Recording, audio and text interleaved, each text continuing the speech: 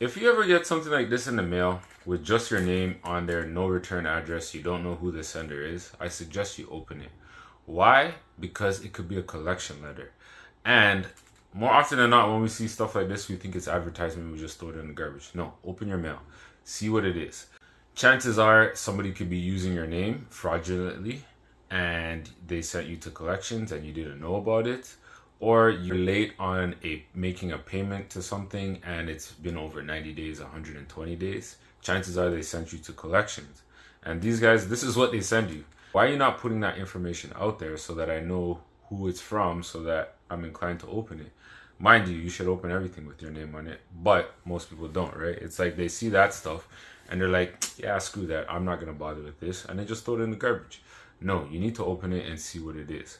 You don't want to just chuck this in the garbage because you just think it's junk mail, and then you're trying to apply for a mortgage or even try to get a car loan, and they say, oh, we ran your credit, but we see that you've been sent to collections, we can't approve you. Like, that's the type of stuff that's happening because these little suckers out here are not putting their information on here as if we're not going to open it because it's coming from collections. The moment you see something in collections, you want to get that removed right away, because if you get sent to collections, it's very, very hard to get a loan. And if you do get a loan, say from a B lender or a private lender, they're going to charge you a very high interest rate. You don't want that. So what you're going to do, you're going to look at the balance that you owe to the collection agency. The good thing is, if you have a lump sum, if you have enough to pay off what you owe, then that's good. If you don't, then you're going to have to try some negotiating.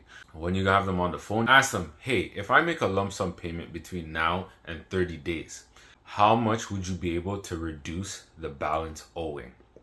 That is key right there. You wait to hear what they say. So they're like, oh, we can reduce it by 40%, 50%, maybe even 60%.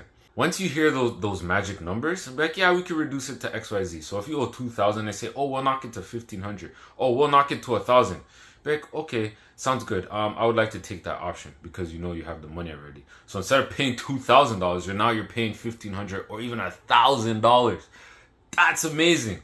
So the moment you do that, you're gonna make that payment, but be cautious. This part is where they try to catch people.